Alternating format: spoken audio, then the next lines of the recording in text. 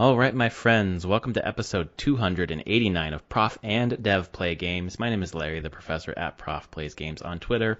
Over there is Anthony the Dev at Summer Speak. And before we get into the episode, I'm going to quiz you, Anthony.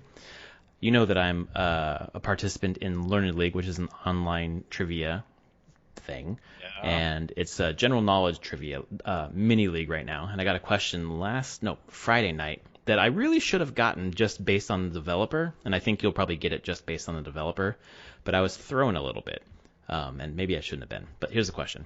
What critically acclaimed 2019 video game developed by Mobius Digital drew comparisons to The Legend of Zelda Majora's Mask due to the similarities in gameplay mechanics? I don't even know.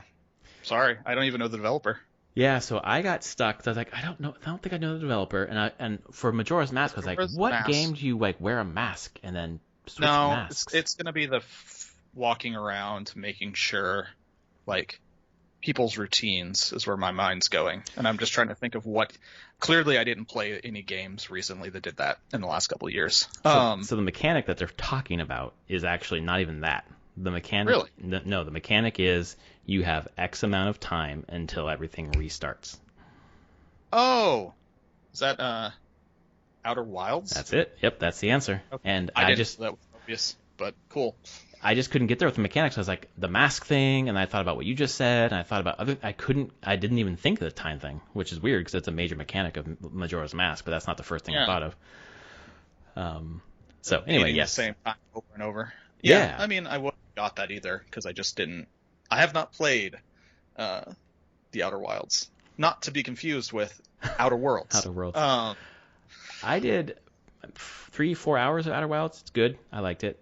I've only played just the first day of Majora's Mask, but I've read the manga about 20 times, and the manga doesn't really focus on the time thing. The manga just does the story otherwise, so that's just not even on the top of my mind when I hear Majora's Mask, just because of how much I've read the manga.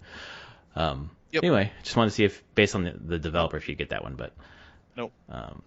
Speaking of developers, this week we are talking about a lot of games and developers because the D.I.C.E Awards, was it the interactive?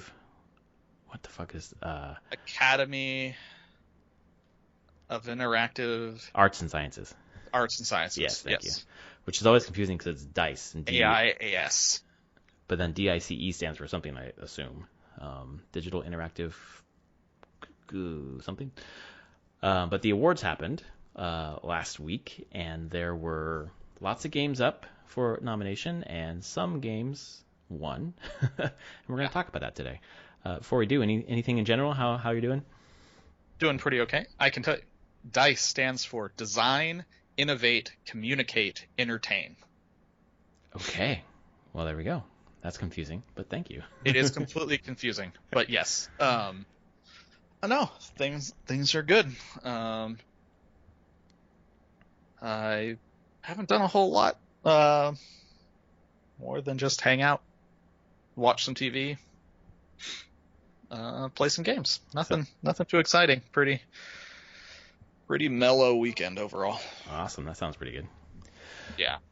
Me too. Just lots of family time and seeing some friends for the first time in over a year. So it was nice to go on a hike and see some friends. And that's cool. My daughter got to play with some friends. They were masked up, and she was just in heaven. So it was good. So I'm gonna get into the D.I.C.E Awards. Obviously, the categories. I'll just go through the categories in general, just some of them, like Game of the Year, Game Direction, Design, Action, Fighting, Racing, all those different kinds of categories. And then Outstanding Achievement in Art Direction, Animation, Character, Music, Audio, Story, Independent Game. So run-of-the-mill categories.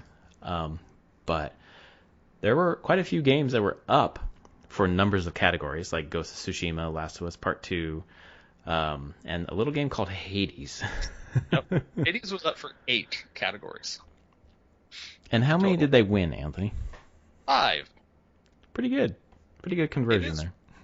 Pretty good. And I will say, as a developer, these are the awards I probably put at the highest pedestal for our industry. because they are 100% voted by people, other developers in the industry. Mm-hmm. This isn't fans. This doesn't to do with sales or popularity. Nominations and voting is based on just people in the industry going like, we really respect this work. And is it developers specifically, or do like press also get to vote on this one? I don't know how much press get involved here. Mm-hmm. Maybe some, but I know because I've known a number of people that submit for this. Like they get sent a box of games, and they're said, "Play these games." Okay. And give us your votes on what you want, Right. what you think wins these categories. And they literally got sent a box of games. I assume it's not a box of games anymore. I bet it's just digital codes now. Right. But back in the day, it was a box of games. So to me, and just internally of like the industry, these ones are pretty top tier, along with like the Game Developers Choice Awards are pretty high up there.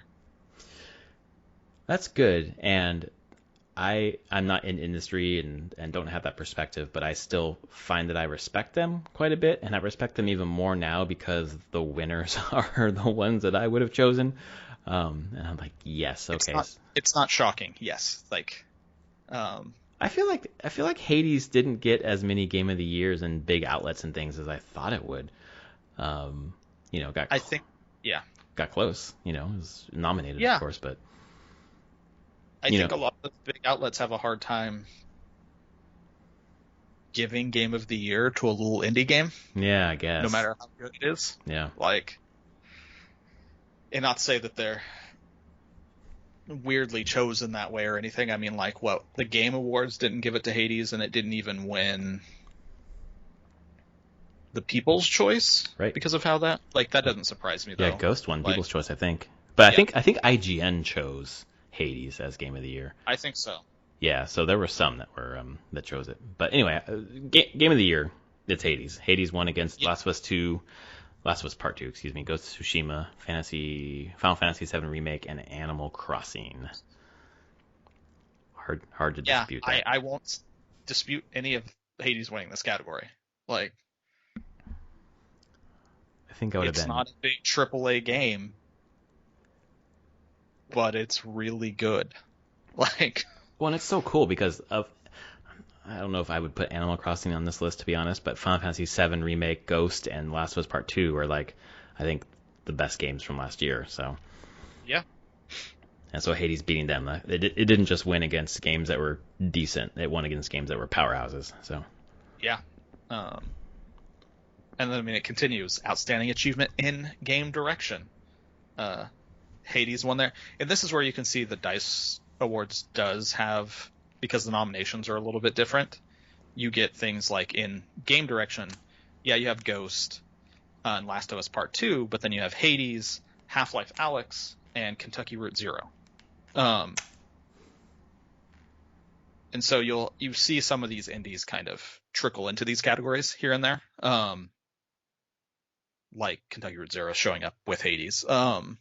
Because sometimes there are games that I wouldn't say gain general public knowledge or success, but have high success within the developer community. Kentucky Route Zero being one of them. Exactly. That's not shocking to me. I know a lot of devs who really love that game. Well, that one also benefited from such a long runway because of the episodes that came out over time, and then finally the TV edition came out. Yep. And I think, we'll see Half-Life Alyx through a number of categories as well. Which I saw that there's a mod out so you can play it without VR now. Really? Yeah, someone made a mod for it so that you could just play the game without VR. Do you need to have a VR set to then have that mod running? I don't know. Because I would like to play it. But checked it. But yeah, I was like, it might be worth checking out even for myself, because I don't want to hook up all my VR to do it. Because I would really like to get the story at least, because I've heard the story is actually particularly good and relevant to a lot of stuff with Half-Life. So Yep, but Hades won outstanding achievement in game direction against all those. And game design. So can you elucidate the difference between game direction and game design, which probably seems really obvious to you, but maybe not to me? I don't think it's completely obvious. Think of direction as more of the entire whole of the game. Mm-hmm. Like how all the elements mix together, not just the mechanics. Okay. Where game design is very much around the mechanical systems. Oh, okay. How they all work together. You made that very easy to understand. Thank you. Yeah. Oh man, yeah, the mechanics of Hades. I mean, I haven't played Alex. I played the rest though. And if it weren't Hades, it would be Miles Morales for me. I thought that one was really good mechanic wise. Yeah, and I think it's how tightly those work together. Mm-hmm. Or innovative. Like, I think Alex is probably in there because it's very innovative in its mechanics and use of VR and everything. But no, I think this is the thing with Supergiant and what they did with Hades is all its mechanical systems feed into each other. Right. In a pretty insane loop of all the mechanics from a run feeding back into the House of Hades, then doing stuff in the House of Hades feeds back into the mechanics during the run. Like, the whole loop is just so tight and so well constructed. It's kind of amazing. And I have a hard time seeing a game getting that much perfection out of its mechanics for a very long time. Most games never maybe come 50% of the way there. Right. And we call them amazing. Yes, I mean, I guess I don't know the iteration cycle for a game that kind of hits 1.0 without doing early access, but it just seemed to have benefited so much from that long time in early access to get there.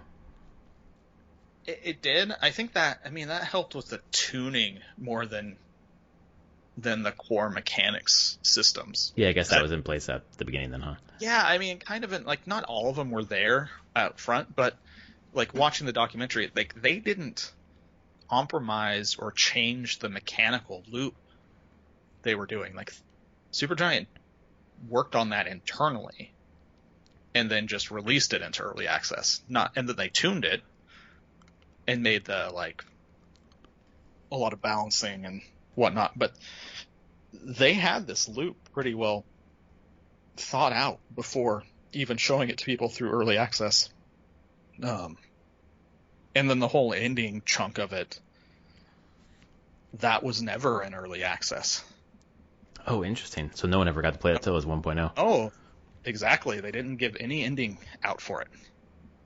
Do you mean like after you beat Hades, you didn't go to Greece, or you mean beyond, like the real ending? That wasn't in early access? No. Oh, interesting. Jesus. They so you didn't just beat Hades and then go back. Yeah, they didn't want to give any of that story away. Yeah, of course. So yeah, in the no-clip doc, they talk about holding that and being like, at one point saying like, yeah, we have the 1.0 update, which has like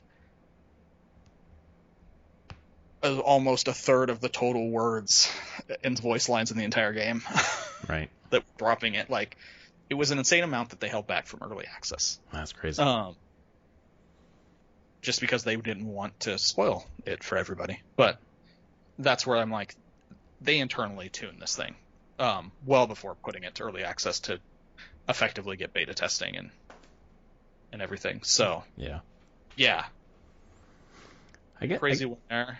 Yeah, and I guess the other thing that's crazy for me is how frothy people were for a new Half-Life installment, and we got one, even though it was VR, and it didn't win these categories, you know? No. And it was well received, you know? I don't know how well played outside of, you know, because how many people have VR, but... Yeah, I mean, that's probably the biggest strike against it, is so few people could play it overall to however many Half-Life fans are actually out there. Right. Very small percentage. So, like, I don't even know what the actual story of it is. I just know that it's good. I know you play as Alex. I'd say it's about a person named Alex. That's all I know. I haven't Yeah. watched any streams of people playing, and I haven't edited anything. So all I have is people who have played who said, yeah, if you like Half-Life and the Half-Life 2 and really like the world and the story that's built and the game's tendencies to really get innovative with mechanics and uses of technologies in their games, then you'll love this. And that's kind of where I stopped and being like, well, I don't have the controllers to play it. So Yeah, exactly. I have a pandemic that hit and I never got the controllers. So I guess I'm not playing it right now. But I don't want to be spoiled. There seems to be rumors popping up, which I don't know what you think about them, that this is going to come to other platforms eventually, like even like PSVR 2 or whatever. But why would they do that? This is like something that would sell you on Valve's VR kit. Valve is weird like that. Yeah, I don't think they, as a company, they don't care too much about that. I guess if you can play MLB The Show on Xbox now, it doesn't fucking matter. Yeah, I mean, like at some point they'll just be like, yeah, we just want people to play the game. Right. So I don't know. It seems plausible that it will come to PSVR. I mean, eventually Half-Life 2 and all them Orange Box stuff came to PlayStation. So yeah, I guess that's true. That's a good point. They don't really have a history of being completely against putting their games wherever. Yeah. So another weird one, which I'm glad Hades won, but it's kind of weird. Action game of the year, like you got Miles Morales, Neo 2, Doom Eternal, and Half-Life Alyx there. I'm glad Hades won, but I would also have been fine if like Doom Eternal won, or Miles. Just Doom because it's just pure action game. Yeah, right. Like, and really well done. I'm not huge in the first-person shooters, but it's a well-done game. And then Miles Morales, it's just I haven't played, but it looks amazing from an action standpoint. From an action, like that game was stunning. I don't know if I were to choose a second, it would be Miles on this one, and I don't know exactly I don't know how you define action. I guess, just that it's kinetic. Like, I don't know exactly what that means. What does that mean to you? I'm looking here to differences between they put adventure game and action game. Because those are the two categories. Right, because sometimes it's just like action adventure, right? Put them together. In adventure, you have Assassin's Creed and Ghost of Tsushima. Is Ghost of Tsushima not an action game? If you were to break them apart, and just understanding the terms action adventure, I would put it in adventure because that implies to me like a sense of exploration. Yeah. And I feel like there's a lot of exploration in Ghost. And if like on the action front compared to Miles, it's not even a contest. Like I think Miles Morales is much more kinetic. That's why I'm wondering what action means. I think like is it just like that's a great point on that. How much time do you spend in movement, right? Yeah, in movement and like typically fast in a lot of ways. I don't think they have a category for shooter. They don't. So that's like why Doom and like Half-Life Alyx probably show up in here as action, because that's the closest category for a FPS type thing. Right. And like Doom Eternal is just constant movement. But then I think about Hades and like you're juggling all of your abilities. Like once you get really into the flow, you're constantly juggling it and moving. Like you just don't stop. I'm thinking about my friend Bill, who's listening, and probably enjoying the Hades talk because he keeps sending me really awesome fan art, which I should send some to you for Hades. But you should. It blew me away when he told me that he plays this game on a mouse and keyboard, which I know a lot of people do. So I was just like, God damn, like you have like such ready access to all of everything at once. And you must have blown through, I don't know how many keyboards playing that fucking game. Oh, yeah. I've watched some streamers play with keyboard and mouse, and it's pretty crazy to watch. I don't think I could do it. I want a little bit more of the nuance of the control of the joystick movement. Exactly. But the aiming, though, I can see it on the aiming. I feel you can aim your abilities very specifically using a mouse. Yeah, it's the aiming for me, but also just the ready access to all the keys at once. Like, I bought a back paddle for my Xbox controller just for Hades because I wanted better access to all the buttons at once. Yeah, I could see that. Yeah. So I guess I can see action in that sense where it's just nonstop movement. Yeah. It does it better than all these, I think. And I guess, like, those games don't have, like, the adventure pieces, there's a more explorative aspect to the game, and there's really not exploration. Like, Miles Morales is probably the one that could straddle the line closer. Yeah, but it doesn't seem quite a bit less exploration than the full-blown Spider-Man. And I think, I think you're right, but also less than something like Ghost or Valhalla, where you can just get lost in the countryside or whatever. Yeah. And I don't know if that's a bias because Spider-Man's set in a city and it feels less explorative. Like, I like to explore like a forest and a natural scene better, but it seems like there's more things to hide there. Like Ghost hid shit everywhere. So, yeah. God, that was such a good game. Have you finished that yet? You have not, have you? Nope. Man, you probably got enough out of it to know what it was about, but. Oh, I do. But I do probably should just finish that final act, not try to do anything else, but just finish the game. Yeah, just critical path it. Yeah. I'm sure sometime here. I bet by the end of the year, I will probably finish the game. We'll clip this out and put it in our end of year roundup and see where you're at. But Ghost of Tsushima got its first win here for Adventure Game of the Year. Right. Which I didn't play Last of Us Part 2, so I would say I don't know. From these games, if I was putting it up between Ghost of Tsushima and Valhalla, Ghost of Tsushima, hands down. Oh yeah, easy. And I enjoy Valhalla more than you do. But no, Ghost of Tsushima has this one on lock. It's just the nuance of the things that are hidden. Like I forget what they're called, the shrines where you're doing like basically the platforming sections. The variety of that versus, finding some of those dens, even though there were, I think, too many. Yeah. And then just following the birds if you want to, and just following the smoke or natural things a lot of callbacks to Breath of the Wild, I think, but just like the scene is showing you your options, and then you can just dive in. Yeah. Valhalla, I don't know if there's Tall Mountain, I'll go there, but I don't know. It doesn't really do that in the same way. No, not at all. There's definitely a feeling to me that the Assassin's Creed franchises have rested a little bit on their laurels in some ways again, and they need some time, to step back and innovate a little bit, I would think. Did you, speaking of it, every once in a while they have to do that. Like, that's just... Yeah, and it worked well for them coming into Origins. In terms of Valhalla, I forget what it's called, but there was a moment where I came across the ridge and there was a tree that was glitching, and I was like, oh fuck, the game is bugged. And I got closer, and it was some sort of simulation thing. It was like a simulation puzzle, which I thought was a cool addition that I hadn't seen in earlier games. Yep. I did one of those. Yep. So. And there's more of them. Yeah. But. So I thought that was neat. That's kind of something similar. One so far. What's that? I've only come across the one so far, which me too.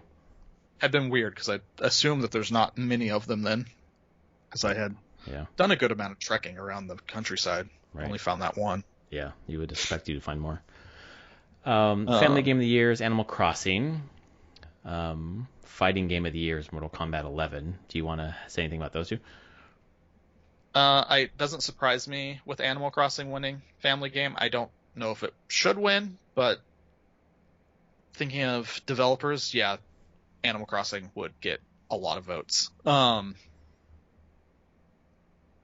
To me, I don't know. It's either...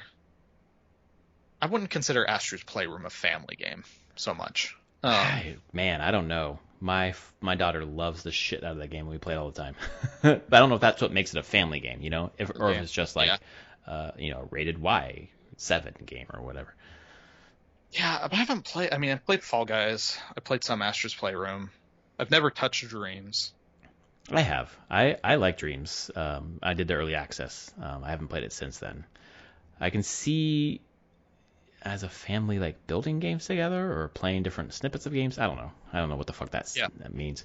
But Astro's Play on this list, Animal Crossing, Astro's Playroom, and Sackboy are the three games that I play with my daughter, and we played Animal Crossing for like 50 hours, so that would probably win for us. But Okay. Fall Guys, I played with my wife a lot, so it's a different family dynamic. But Dreams Yeah. is the one that I would only play by myself, so I don't see that as a family game. Yeah. So, well, that's cool. I mean, you have more experience with this category than me. So there you go. I guess so. Yeah, I would have chosen Animal Crossing, even though I think it's I think Astro's Playroom is the best game on the list. And Sackboy, like now that I have a second PS5 controller, my daughter and I are playing Sackboy quite a bit, and she really likes it. Especially when you play the first time you plug into that second controller, it auto loads your an avatar for the second player, and it looks like Sack Girl basically. Okay. So my daughter is super excited about that, and we've been playing quite a bit. And she Nice. is terrible. She just runs Oh, off the I'm cliff. sure. Yep. Jesus. Stop putting cliffs in games, people. Not family game, racing game of the year. Dirt 5, F1 2020, and Mario Kart Live Home Circuit, and fucking Mario Kart Live Home Circuit 1, which is awesome. It's definitely the most innovative out of that list. It is. It's the one that stands out the most. Like Dirt 5 and F1 2020 are iterations of previous games and are technically superior. But man, Mario Kart Live Home Circuit, again, just because that's a game I play with my daughter, we've played that thing for probably 30 to 40 hours, just racing around the house, and it is fantastic for what it does exactly what it's designed to do. Turn your house into a racetrack, and it's a blast, man. And it even does the Smart Assist, where I can give it to my daughter, and it keeps it on the track, and she can she still tries to steer it off the track, but if she keeps her hand off the left joystick, Mario will stay on, and she feels like she's really in control of it. It's cool. That's awesome. Yeah, I wish I would have gotten Luigi, but that wasn't available, so I got Mario. But I gotta say, just the whole Mario Luigi dynamic with like older brother, little brother, whatever. Because my daughter is an only child, when we play Mario games, she defaults to Mario, so she's like way more connected to Mario than Luigi. And I'm starting to get more connected to Mario too. I'm like, oh, okay, I can kind of see why people would get attached to Mario. It makes sense, I guess. Although, Yeah, like I mean, the Wii U game that's put on the Switch, you can play as Toadette, and Toadette's like her number one. So yeah. anyway, that's my rant about that game. It's Yeah. fucking awesome. I still probably will never get it, but I respect it. I just don't want the extra plastic and stuff sitting around my house. Yeah, it's just the cart though, The rest is cardboard. But yeah, I see. Yeah. Mostly because I'm sure I'd play it, and my kid would play it for not as long as yours. Yeah, that would influence it for sure, because it's like $100 investment. That they probably get a couple hours of play out of, and then be cool. Yeah, definitely not worth it. Because my son is not one to sit and repeat the same experiences. Once he feels like he understands something, he wants the next thing. So it's more about the journey than the thing, I guess. yeah, My daughter, like when she goes to the grandparents on during the week while we're working, she wants me to send her pictures of Mario in different places during the day because she misses him. The Mario Kart. So I have to wow. take pictures in different places during the day, and I sometimes forget, and then I get in trouble. Oh, for sure. Um, That always happens. Yeah, for sure. Role-playing game of the year. How do you feel about this category? Begrudgingly okay. Final Fantasy VII Remake won against Cyberpunk 2077, Persona 5 Royal, Wasteland 3, and Yakuza Like a Dragon. Yeah. No, Persona 5 Royal is the best game there. Yeah, if you're going to basically... It's also the weirdest game. One of the weirdest games there. Actually, it's probably not as weird as Yakuza. I'll be honest there. Yeah, exactly.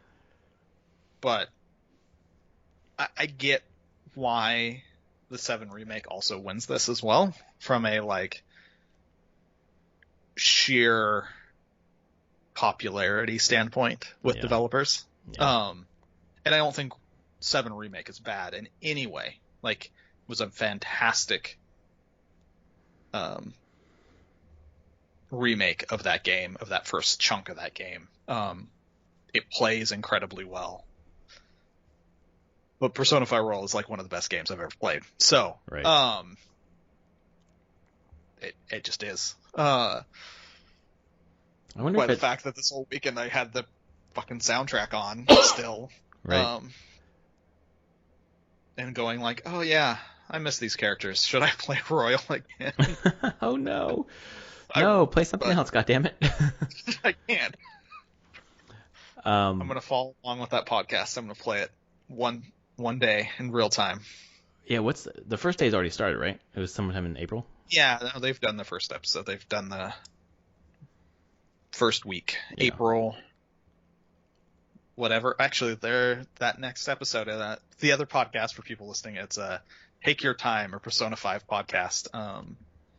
Isn't a person from IGN doing it? Yeah, it's Jonathan Dornbush. Yeah. It's just basically playing, since Persona 5 starts on a specific day in April, they're just playing one day of Persona 5 in real time to match the day as the thing goes by. So they won't finish that game for a year. Right. Because if they do all the Royal content, it finishes in like March of the following year. So I'm curious how this goes. But I've listened to the podcast. It's fun to relive some of the game through that. Right. But yes, it was robbed in this category. But 7 Remake also has a certain level of prestige about it. And honestly, the fact that they were able to remake the game and make it actually good is pretty exceptional. Yeah, I guess it was like there's so many ways to fuck that up. I guess it's like a battle of like two juggernaut. I don't know if this is the right word, but remakes. Whereas Persona 5 like remixed and added things. Final Fantasy 7 is like just ground up, brand new. Yes. Bones the story and such. But damn, totally different. Sports game of the year: Tony Hawk's Pro Skater 1+2. I think mainly because it was awesome. They didn't fuck it up, I guess is what I should say. And the rest in the category: FIFA, MLB The Show, NBA 2K, and PGA Tour are kind of iterations of the previous year's thing. Your yearly releases. Yeah, exactly. Strategy sim game goes to Microsoft Flight Sim, which I still haven't played. Against Crusader Kings 3, Desperados 3, Monster Train. That's the card game, right? That's the card game. Yep. That's a good one. Aspera. I don't even know what that is. I have no idea what that is. Of these, I played Crusader Kings 3, which was awesome. So have you. Microsoft Flight Simulator. I loaded up on Game Pass on the PC, and I had no idea how to work it. I never got back to it. And then Monster Train, I played for an hour or two, maybe an hour. I don't know. That's fun. Like if you like a card game, that was a pretty fun card game. It's got like a multi-level train mechanic where you're trying to get from the bottom level to the top level and stop the monsters from along the way. And when you get to the top, then you move on to the next train car or whatever. That was a smart one. But yeah, Flight Simulator. I mean, it's just like the gold standard of an actual fucking simulator. That's still supposedly accessible, not to me, but yeah. All I really know about Flight Sim is I saw some people play it on stream when it came out, and then I know that Rami Ismail is like obsessed with it. Still. Awesome. Yes. And which was awesome to see.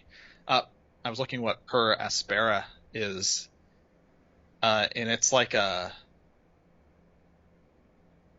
Terraform Mars strategy game. Huh. It looks really freaking cool. Okay. I'm like, how did I miss this thing?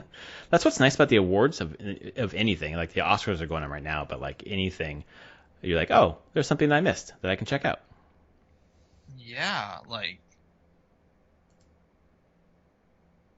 Aspera is a planetary simulation game that combines hard science fiction and base building and takes the experience planet-wide. Step into the role of AMI and artificial consciousness with the prime directive of terraforming Mars for human colonization.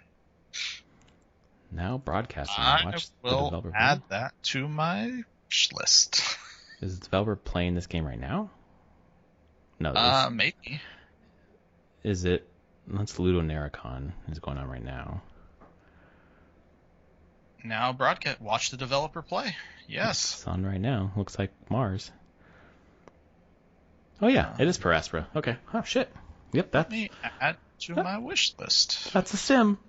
It's 20% off right now because of Ludo Naricon. Which is a cool fucking festival, by the way. Digital festival celebrating narrative games. My friend Bill was like, yep, I shouldn't have watched that. I added about 10 games to my fucking cart and bought them. Yep. Our narrative designer, Systemera, she started, honestly, like a month before lockdown, which was, I feel bad for anyone that started right when we all went into lockdown. Didn't you start like a month or two before lockdown? No, I started like 4 months before. Okay. I had time to get into the rhythm of my commute and being back and like being in the office. Like there was a couple people at Systemera that started within 4 weeks of lockdown. Dang. Okay. So they've never been in the office kind of thing? Yeah, they were there very briefly, and it's like, no. So it's going to be weird, I'm sure, when we start going back to the office. But the narrative designer, like, she talks a lot about Ludo Naricon, and loves it, and just listening to all of it. And so yeah, she was saying, hey, check these out whenever, if you can't watch them live, watch any of the streams later. They're really good. So I plan on it. PC Gamer says Paraspora is a blink and it's 3 a.m. game. Those are fun. Oh shit! Yeah. You'll never see Anthony again, or his Monster Hunter friends will never see him again. Have I not heard of? I'm less surprised I've not heard of this. Yeah. Released December 3rd, 2020. I'm just surprised I didn't hear about it through work. Mm-hmm. Because it seems like something that Systemera people would be all about. Just the hard science fiction. We're very big space exploration science nerds at the company. Right. So, good to know. All right, moving on. D.I.C.E Awards, you've given me a new game to look into. Yes, thank you. Next one is immersive reality game of the year, which went to Half-Life Alyx. Yeah. Duh. That's not Although I'm glad to see Paper Beast on here. That's one I just picked up for PSVR on their Play at Home initiative. So looking forward to checking that one out. Oh, right, because that was... Yeah, I picked that up too, even though I didn't have a VR set. But I mean, eventually when I get... I don't know if you'll get PSVR 2. I don't know what your plans are with VR. Maybe. But check. If I think I will. I'll pass my PSVR 1 to you at that point. If you're interested, I guess. If I don't have a PSVR 2. That's what I mean. Yeah, well. Exactly. Mobile Game of the Year, Legends of Runeterra. Have you played that or know about it? I mean, it's the League of Legends CCG. Digital CCG. Oh, got it. Okay. Yep. Yeah, none of these other ones I've heard of. South of the Circle, Song of Doom. Yeah. I have a hard time believing that the best mobile game of the year was just a CCG. I do too. I mean, I get it, but there's still a part of me that's like, really? There has to be other things on mobile that are more innovative and interesting than a CCG. Well, South of the Circle looks pretty fucking good. Storytelling at its finest offers player a gripping narrative-filled game with emotional, impactful choices. Follows the story of a Cambridge lecturer who's recruited to conduct research in Antarctica. Blah, blah, blah. Ooh, that looks good. I might check that one out. It's an Apple Arcade. God damn it. God damn it. It's Apple Arcade. Okay. It's Apple Arcade. Okay. Yeah. I mean, so here's the thing about that, and we can have a little slide on that. Apple Arcade, well, I don't want another subscription. They have some stuff on there consistently that I'm like, oh, I kind of want to try that. The new Oregon Trail, I've heard, is amazing. It looks fucking rad. I almost re-upped just for that game. Because I loved that as a kid. Friends play that, and they're like, it's really good. Oh, shit. Okay. Fantasian. Uh-huh. Yep. Jian, Sakaguchi's Yep. game. Diorama, like RPG thing. I've heard positive things about it, and it's pretty much the only place you can play it right now.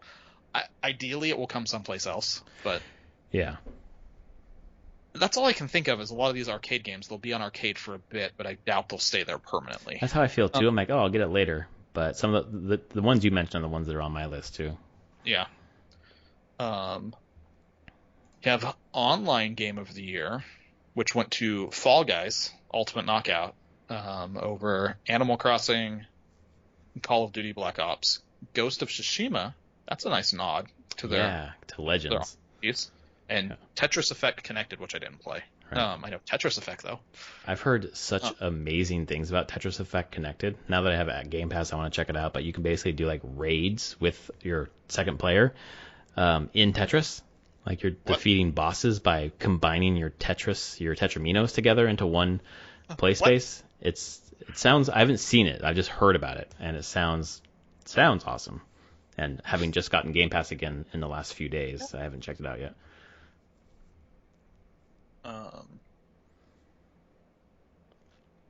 But I feel like Fall Guys winning this isn't a bad thing. Like, yeah. No, I mean, if Animal Crossing would have won it, I would have said this. What the fuck? Have you guys never played an online game before? But Fall Guys, yeah, it's fine. It's an online, an online only game as opposed to the rest of these are not. Yes. In fact, so this is the most onlineiest game of the 5. Outstanding achievement in animation. One Last of Us Part 2 is the winner, which not surprising. The animation in that is incredible. It is, yeah. Naughty Dog's mocap is insane. So it doesn't surprise me that wins. I mean, they're up against Final Fantasy VII Remake, which also had very good animation, and Miles Morales had great animation in like the mocap side of things, and then you have Ori of the Will of the Wisps and Spiritfarer for like the 2D animation. Right. And yes, I agree that Hades should not be in this category. Yeah, right. It's not about the animation so much. So I don't know. I mean, I'm not upset with The Last of Us Part 2 winning. I think a lot of these could have won and been okay. What about Last of Us Part 2 was probably the most realistic of all of it by far. Yeah, I think that not photorealistic, but I don't know, cinematic, really. And especially, it comes through in the gameplay, obviously, but I think also the cutscenes is where it shines, as opposed to like Miles Morales. I think the gameplay is where that shines, but the cutscenes are kind of like not nearly at the level of Last of Us Part 2, even though they're fine, they're good, but yeah, and I kind of feel like that way too. I should say, Final Fantasy VII Remake had like 3 tiers of animation. Like, its cutscenes were really amazing, and then it had like a tier that was, hey, we're not in cutscene, but we're having pretty good animation of the characters going on. And then there was this like 3rd level of animation that happens sometimes, but we're like, these are just side things, and the animation sucks.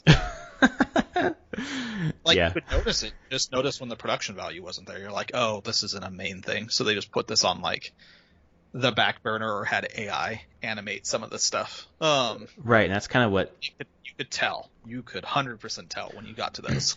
Well, and Last of Us 2 is at such a high level, and it's even throughout all of its areas in terms of animation, cutscenes, action, gameplay, whatever. Yeah. Versus, what was I gonna say?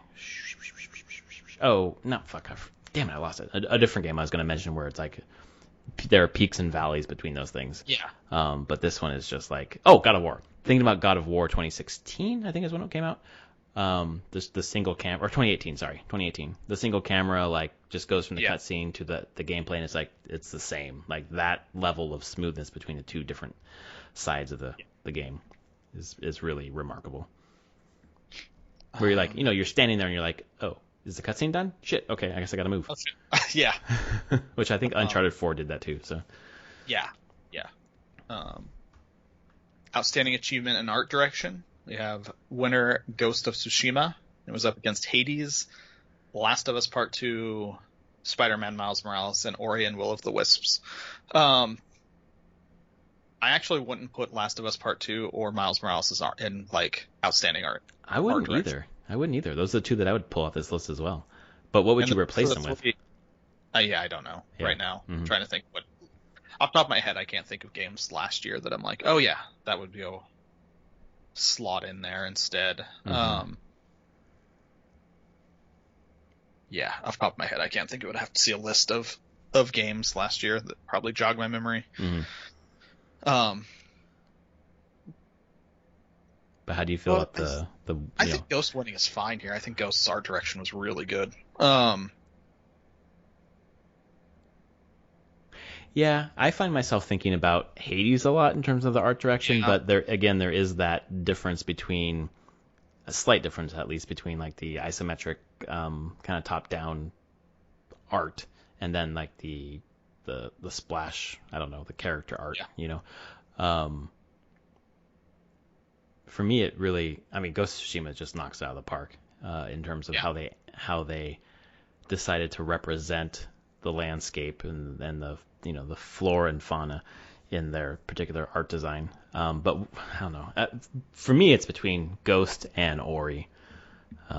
So having played yeah, Ghost, I would give it the nod. yeah. No, I have no problem with that. These are of those three, they're all really good in their art direction. So, Yeah. um, outstanding achievement in character. Winner was Miles from Miles Morales. And they're up against Ivor from Valhalla, Zagreus from Hades, Abby and Ellie from Last of Us Part 2. I'll be honest, it would be Abby, Ellie, or Miles in my head. Yeah, me too. Uh, I mean, and Eivor. honestly, flip a three-sided coin. You choose Abby, Ellie, or Miles, they're all fantastic characters. So Yeah, and I just feel like having not progressed very far in Last of Us Part 2, but like not being able to put down Miles Morales partially because the story was so good. Like I would miles by a mile. God, I'm so funny. Dad here, dad. Dad jokes. Yeah, I thought the character was really good, and the voice acting really, obviously yes, all the three of those characters, the voice acting is amazing. I'm just not sure of the range of Ellie throughout. From what I've seen, is I don't know. They're all good. You're right. Those three are all good. yeah. Um, This it next is category interesting. is bullshit, by the way. Oh, Sorry. kind of. Um, but I'm surprised. Like Abby has won most of the character awards Right. Yeah. for most, which makes sense. It's a But weren't a lot of the awards that were won for Abby based on the voice actress? yes, Based on voice Laura acting. Bailey, And this is more than just the voice actress or actor It's or true. whatever, Yeah, it's the whole character as a whole. Exactly. Yes. And that's kind of what I'm wondering about with Ellie, where it's based on Yep. revenge. And I'm not Yeah. sure how much growth there is. Uh, yes, this next category is kind of bullshit. Not kinda. It's total bullshit. I'm sorry. I'm Outstanding sorry. Achievement in original music composition, and Hades is not in here. That's the problem. There's no It's way. weird. I'm like, Hades is in 8 other categories. Why isn't it in a 9th here? Did someone just feel like, okay, we can't? Like, we can't do anymore. We just can't. I've certainly listened to the Ghost of Tsushima soundtrack. I've heard Carry On, Ori, and Pathless. I haven't heard Little Orpheus. But I've listened to the Hades soundtrack 1,000 times last year, Yep. No way it's not on this list. Yeah. Yep. So Ghost soundtrack. Of all these, Ghost soundtrack is probably my favorite. Yeah, I guess of these 5, sure. Of these 5, sure, but it's not Hades. No, it's not. And then we have outstanding achievement in audio design, which I'm fine with Ghost winning this one. Because this isn't just music, it's all the audio together. It's all mixed together. Mm-hmm. I think Ghost uses audio incredibly well. Oh yeah. In so many ways and levels and areas. I think I'm trying to figure out what else you've played on this list. You watched Last of Us 2. All of Us Part 2. I have not played Sackboy. I mean, I've watched some videos of Sack. I should say, I've seen in videos and Let's Plays at least of some of all these games. Yeah, Enough to okay. hear the audio. Yeah. I would just put. Ghost would win. Sackboy was super close though. The audio in that game is really good. The way they mix it between the screen, the controller, and then the actual music, the remixes of the music, the way the different sounds exist in the game and signal different things, it's really, really good. Yeah. This is another bullshit category, actually. Outstanding achievement in the story. Yeah. Hades is at least in here. Yeah. Last of Us Part 2 was the winner. But there's Kentucky Route Zero, Hades, Ghost of Tsushima, and 13 Sentinels, Aegis Rim. Yeah. And like I said, I've watched all of Last of Us Part 2. It's a fine story. I'm okay with the story and how it progresses and the whole thing. It's not that innovative of a story, though. I don't think it's a big achievement in storytelling. Right. Being good does not mean outstanding to me. I feel the same way about Ghost of Tsushima, even being in this category. I felt the story was almost weak. It was interesting, I guess, but like really just rote. I don't know, like achievement in story for Ghost even? Like Hades, for sure. Kentucky Route Zero, for sure. And I think 13 Sentinels as well, from what I've seen of it. I'm waiting for a sale on 13 Sentinels. Yeah, me too. I've been waiting a while. I'm waiting to get it for 30. I want half off, and I'll pick up a visual novel. But yes. There's some tower defense in that game. Yes, there's some tower defense, I know. But if you're talking about like achievement, I'm like, yeah, I would give it to Hades here, just because of how innovative it was in telling its story. I don't think it's a complicated story, but the way that it's told and presented and uses the game to push the story and the mechanics is actually pretty huge for the genre that it's in, especially, and showing that you can create attachment to characters and tell a story in a genre, in the roguelike genre, really well. Right. That I don't think people are going to be able to match in that genre for a long time. Like it's a hard bar now to tell a story that way. God, I think it's although Returnal might. I don't know. Yeah, you know what? Because I was going to agree with you and say that I feel like this genre is particularly challenging to tell a compelling story. But we've seen it with Hades, and it sounds like Returnal could.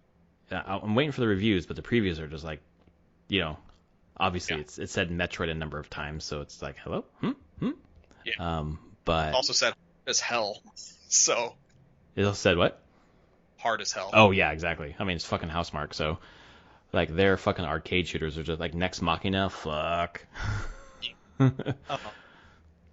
So, but I don't think this is another place where I'm like, yep, we're all developers. This is kind of just giving the thumbs up. The Last of Us Part 2. The dev community just loves that game overall. So good, yeah, great. I mean, it's not a bad story. Yeah. Technical achievement to me is duh.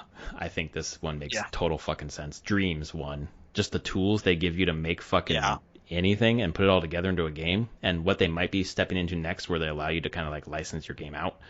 Yep. It's mind blowing. Like to play it, it's like I'm too dumb to get it. Yep. And I don't think I ever will, and that's fine. But it's fun to put on every once in a while and just see what other people can fucking do with a goddamn, PS4 controller. Yeah. There's a VR setting now too, of course. I don't just disagree with that at all. I mean, Ghost is on here. They pushed Ghost and Last of Us Part 2. I wouldn't say they're not particularly innovative in their tech. They just show off what the PS4 could do at the end of its life. Right. And they look beautiful. They do a lot of really good stuff from like a graphics technical standpoint. Mario Kart Live, you were talking about it. I mean, it's innovative in technical achievement. Just you have those little cars flying around and it actually works. The AR works well as far as you've said. It works better than you'd expect. Like you expect it to be janky and kind of get caught on shit, and it really doesn't. For 90% of the time. Yeah. Yeah. And then Flight Simulator is the last one that just, I mean, it simulates the Earth and uses real-time weather and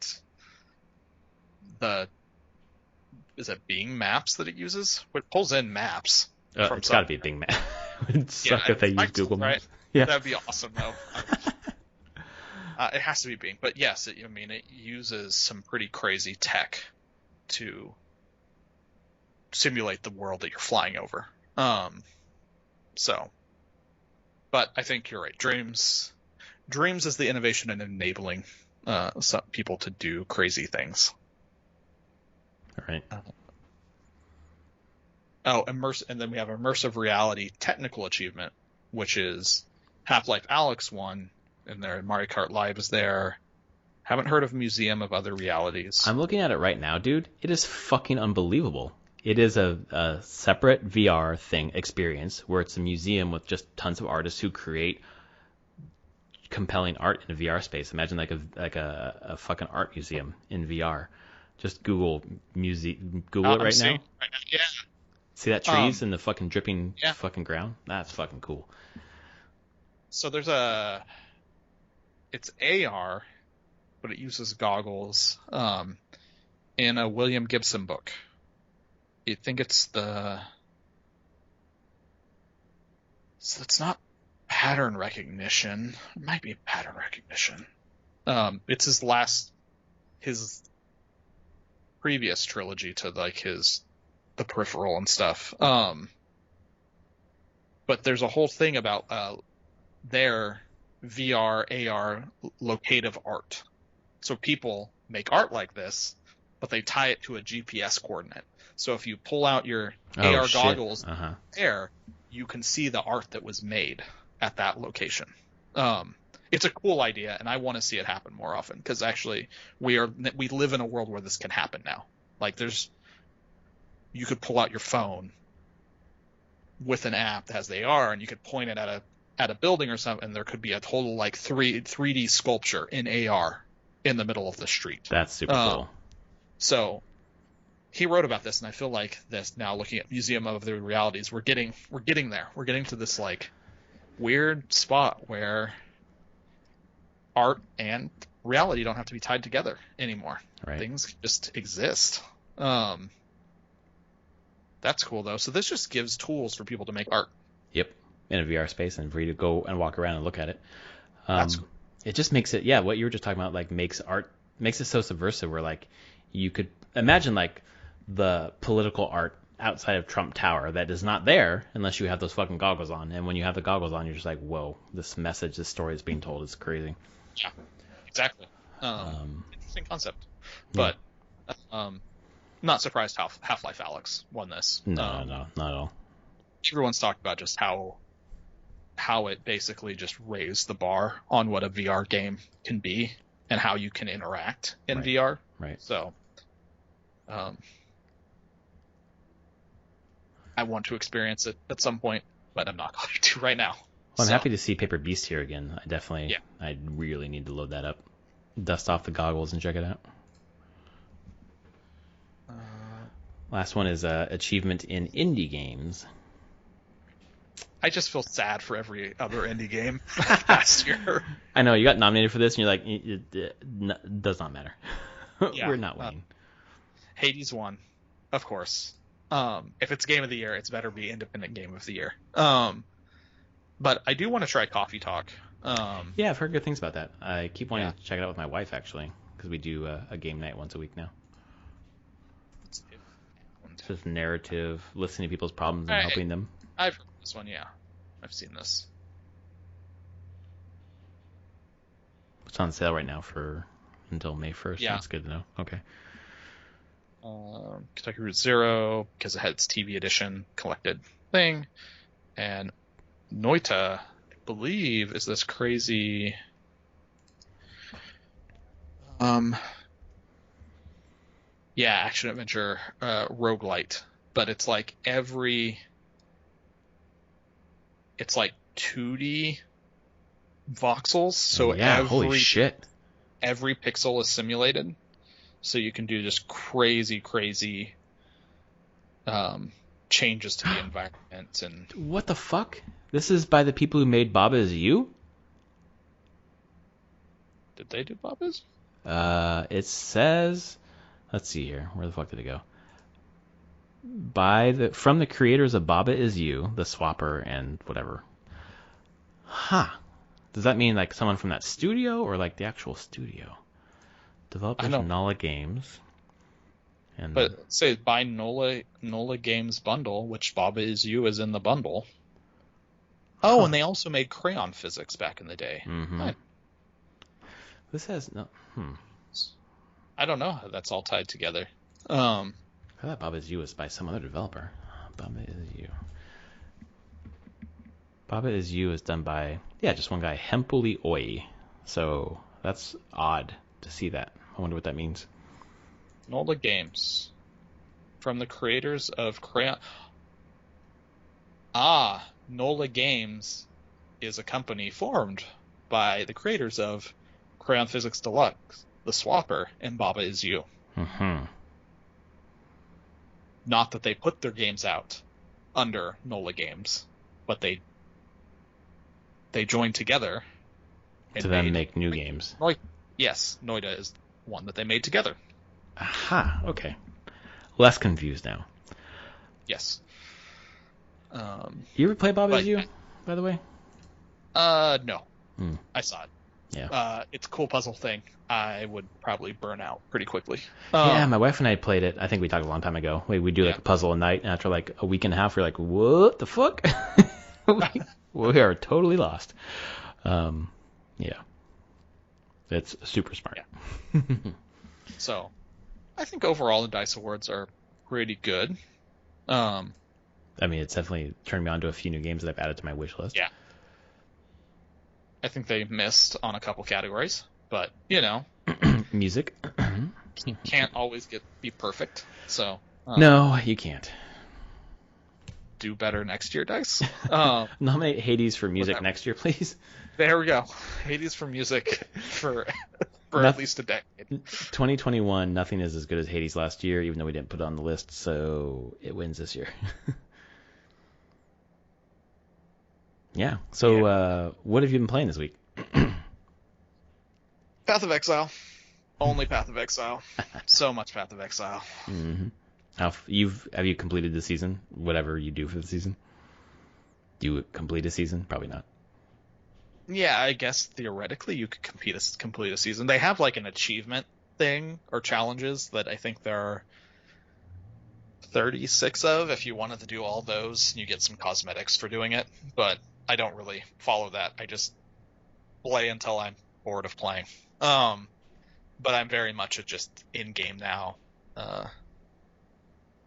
going through and progressing all the different in-game mechanics that you can do. So, I mean, you've played a little bit of it. Just know that, like, when you finish, if you ever get to the end, finish all the acts, the actual in-game is just a whole nother game in and of itself. Interesting. A lot like an MMO when you get to a max level. Oh, yeah. And then you're like, oh, everything I was doing was just build up to this point. Mm-hmm. And that's kind of what this is. So, but I can get through the first bunch of acts in like less than 8 hours now. Oh, wow. So, like, I can get a character to what people call maps is the end game. Yeah, I was reading some of those guides you sent. It says this is good for maps. I'm like, what? And then I read maps, more. I was like, okay. That's just synonymous with what the in game is. Although some people call it weird terminology where the campaign is early game. When you get to maps, it's mid game. And then whenever you get into like very, very high tier kind of late maps is late game. Mm. And each are pretty big chunks of content and time.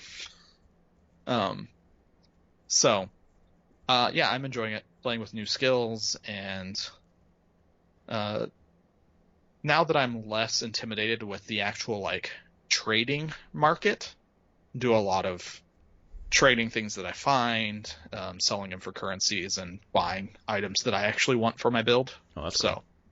yeah, like once you get used to it, I always was just a little intimidated with how to go about it, but there's an etiquette you learn to it that is very fast, and very smooth. It's honestly, it's like if trading in Diablo 2 was actually like had been sanctioned by Blizzard, where they set up all these tools on how to do it themselves, You instead mean of not the auction house? yeah, don't let not Diablo 3's auction house. Mm-hmm. Yeah. Don't go like so that's the thing. Path of Exile doesn't do any kind of auction house thing. You can set a tab in your stash as public, and then when you do that, you can drop items in there, right click them, and set prices for them. And you can't search for items in game. You have to use their website online, the trade website. But you can search for things with filters and everything, and it will then have a little thing if like you see something you want by someone, has its price, and then it has a little button that says, "Hey, I want to whisper them." You click the whisper button, and it says, "Hey, copy to clipboard." You go back into the game, copy paste, and just paste the whisper to that person saying, "Hey, I want to buy this item that's in your stash tab for this price." Right.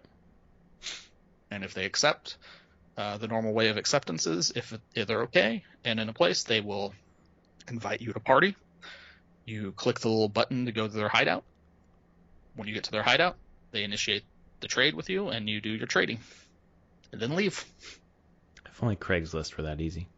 It's very simple, and now understanding it and how it all works and everything, it's just there's a certain level of enjoyment out of it. Like I don't think you can sell this stuff for really much real money at all. Mm-hmm. So I don't think there's a lot of like real money abuse going on. Right.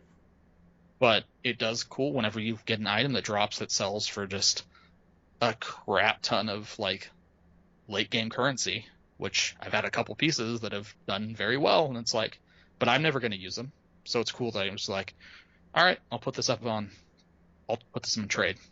And yeah, it's nice to get something that you can use for it instead of just keep it and think maybe one day I'll build a character that can use that and never do it. Exactly. So it's cool like that. Yeah, I mean, I enjoy this game a fair amount. It's complicated, as you've now starting to see. Very complicated, a lot of interconnected systems, but I also think that's why it sustains so well for 8 years at this point, because there's so much you can dig into, and there's so much space to learn and master that for a game that is free to play helps people just keep coming back for it. Yeah, I wonder, I was going to say, if it weren't a free-to-play game, would it be that complex? And maybe not, because you need to draw someone in repeatedly, I guess. Yeah. I mean, the developers have stated that this is the complexity they just wanted to make out of a game. So, but I felt like it has gotten more complex over time as well, because they've introduced more and more mechanics into the game, and side content, right. Most of which you won't see until you get to maps. You'll see small things like you've been playing. You've seen Ultimatum. You've seen the Taskmaster. The Trial Master. Mm-hmm. Trial Master. Mm-hmm. Yeah. So that's just part of the current League mechanic that's going on. Okay, because I avoided him. I was like, no, I'm not doing that shit. Risk reward. Yeah, I guess. But yes, this is a low level. Probably best to avoid at the time being. Level 4. But like as you hit maps, you start getting older League mechanics start showing up. So there's just big chunks of content that were not in the original game that they've added over the years that you need to start understanding and knowing. And I think that's the thing with the game is you can pick it up like you're doing and just start playing and poking around. And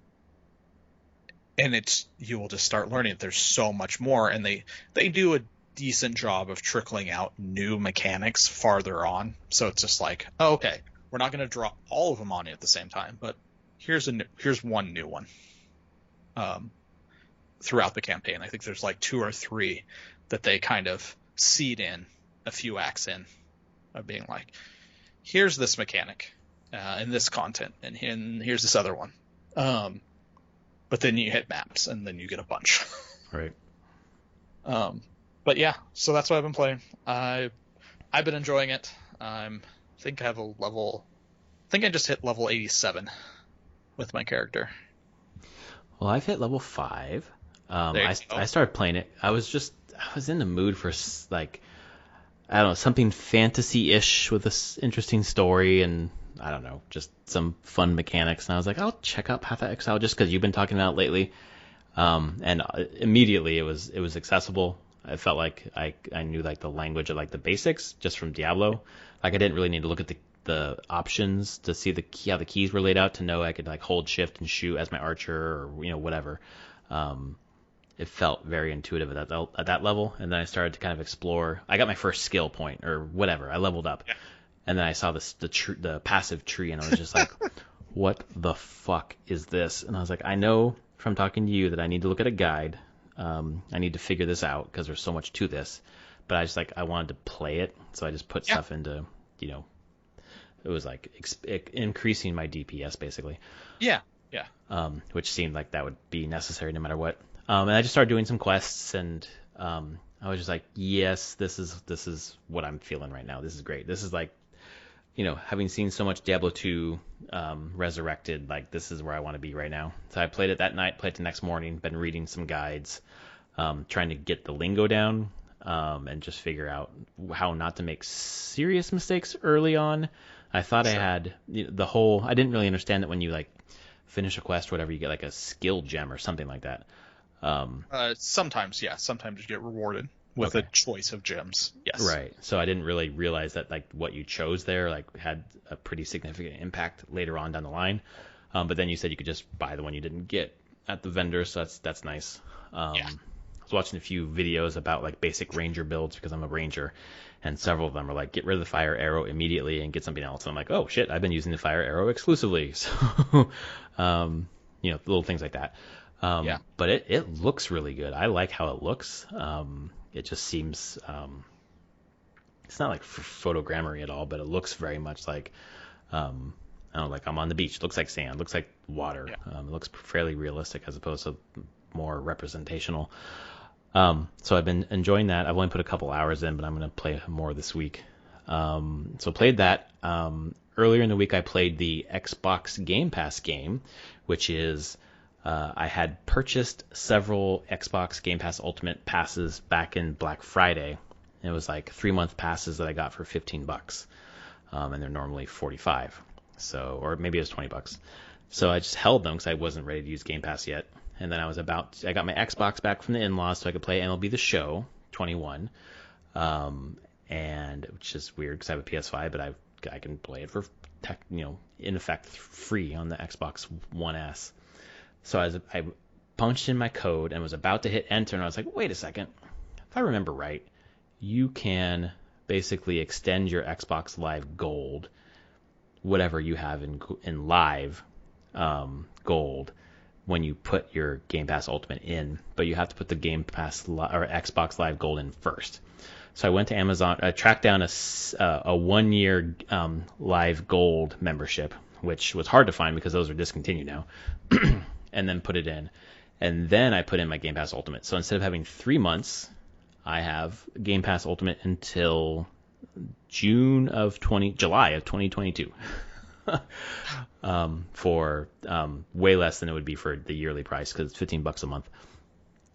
So it ended up being $60 instead of 100, whatever it would be for the year, 120 or something like that. So that felt good.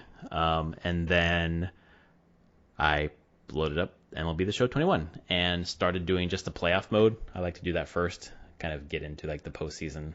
So I'm playing as the Padres, and I did a first playoff game against the Giants. And I just couldn't get a hit. Like it's hard for me to kind of get the timing of the hits. And as the game wore on, like I got better and better at it. I'm really good at pitching, or I feel like I am. But then in the bottom of the 9th, I hit a single finally, and then I did a sacrifice bunt to bring that player to second base. But then the other team fucked up the ball, so I had it wasn't a sacrifice, I just bunted to get on. So I had 2 people on, and then I had a guy come up, and he just fucking crushed a home run. And I was just like, my jaw dropped. I was like, holy shit, I just did a walk-off home run on this game. Like, and I was struggling all game. This is awesome. I was like, this is my favorite sports game ever. So I had a lot of fun with that. And then I've been playing I've been playing Paper Mario, the Origami King with my daughter. We're probably halfway through our replay right now, and we just got to the 3rd area where your companion, Bobby the Bomb, died. And she handled that much better this time. And then we met. It's coming. Yeah, she knew it was coming. You know, we had prepared for it, and right before it happened, she wanted to stop playing so she could, you know, think about him before it happened. So we didn't do that till the next time we played, a couple days later.